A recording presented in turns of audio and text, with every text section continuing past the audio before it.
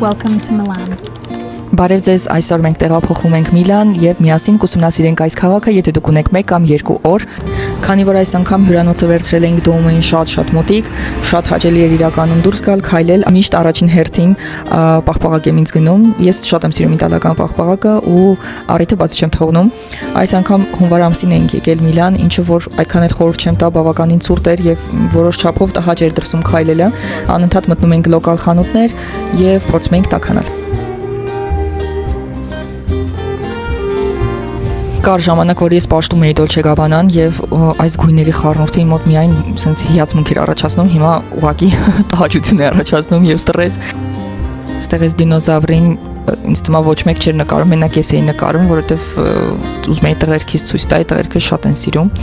Հերթական ծրտից փախնելու պատճառով մտանք մի հատ լոկալ խանութ, որը հետո պարզվեց, որ շատ հայտնի բրենդ է։ Ստեղ ես ու ամուսինս այս տողու փոխարեն մրսում էինք, որովհետեւ դրսում մինուս էր ու ինքը sense տկլոր էր, ահավոր էր։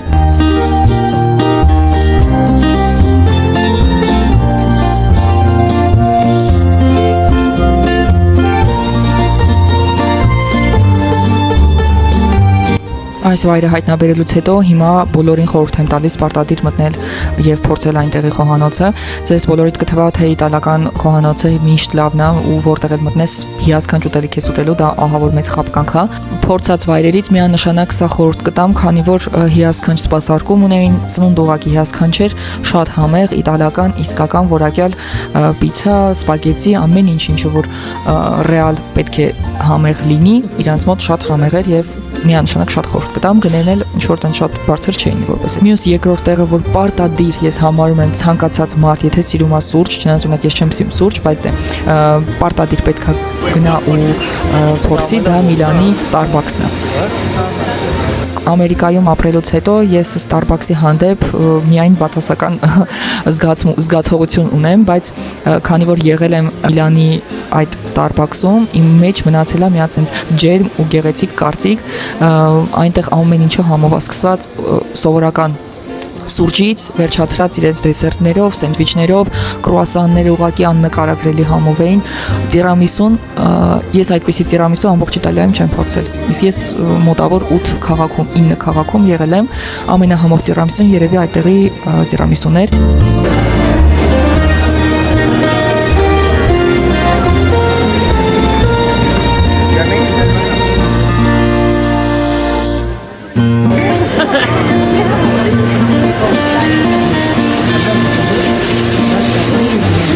Այստեղ ես հիացած փորձում եմ պիստակով լատեն, որի դեպ շատ քաղաքներում չկա մենյուի մեջ։ Ամեն ինչը լրիվ ուրիշ չափսերի էր, լրիվ ուրիշ համի էր, տիրամիսուն անմահական էր, հիասքանչ ուղակի, սուրճը շատ որակյալ էր։ Ես ինքս որպես մարդ ով սուրճ չի սիրում, հիացած փորձեցի եւ շատ հավանեցի, ցես էլ խորհուրդ կտամ։ Այստեղ գիշերային Միլան ենք վայելում, որ իրականում շատ հաճելի է, քիչ մարդկանցով անիմաստ աղմուկը իմ վրա միշտ ազդում է։ Ես ու ամուսինս ունենք մի բան, մենք միշտ ուր գնում ենք լոկալ ուտելիքը փորձում ենք մեկ անգամ ու հետո անցնում ենք մեր սիրելի ասիական խոհանոցին։ Այստեղ նույնպես հայտնաբերել ենք մի հատ հավես։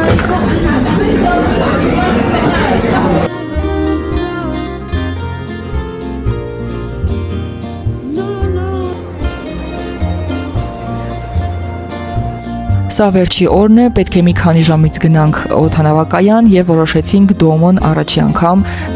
բարձրանալ վերև, որովհետեւ միշտ մտել ենք ներս, ուսումնասիրել ենք, բայց վերև չենք բարձրացել, այս անգամ ես ու ամուսինս իրար նայեցինք, հասկացանք, որ մենք էլ ստեղ եկողը չենք, դրա համար ավելի լավ է վերջին անգամ բարձրանանք, տեսնենք ու քանի որ առանց երեխա ենք, ավելի հարմար էր այս նեղ աստիճանները բարձրանալու, ուղղակի փորձություն էր, ոնց որ Ֆորտ Բոյարում լինես, շատ դժվար էր, որ ճիշտն ասեմ, հոգնեցինք, բայց տեսարանը ամեն ինչ արժեր։ Ստեղ տուրիստները գնահատեցին իմ մոնոպոդը, որը ես իմ հետ ամենտեղ ման էի տալի ու շատ հաճելի էր դրանով նկարվելը, շատ հարմար էր, գալիս էին նկարվում էին, տենց իրանք էլ էին ուզում միանային մեզ։ Այդպես շատ լավ անցավ այս պահը։ Երկրորդ օրը որոշեցինք ռիսկի չգնալ եւ գնալ նորմալ սնվել եւ այդ պատճառով նորից գնացինք Սոֆի Լորենի սրճարանը, վերջի անգամ կերա իմ սիրելի պաղպաղակը ու մենք թռանք մյուս քաղաք, որը վլոգում կտեղադրեմ եւ միասին կուսումնասիրենք այդ քաղաքը։ Ներքևում կգրեմ բոլոր այն տեղերը, որտեղ մենք եղել ենք, բայց չեմ նկարել, եւ միևնույն ժամանակ կավելացնեմ այն վայրերը, որը անցած անգամ ենք եղել ու շատ եմ հավանել։ Ձեզնից գնում եմ միայն գրանցվելի մեջին, լայքել եւ սպասել մյուս վիդեոներին, որը ես սիրով նկարում եմ ձեր համար։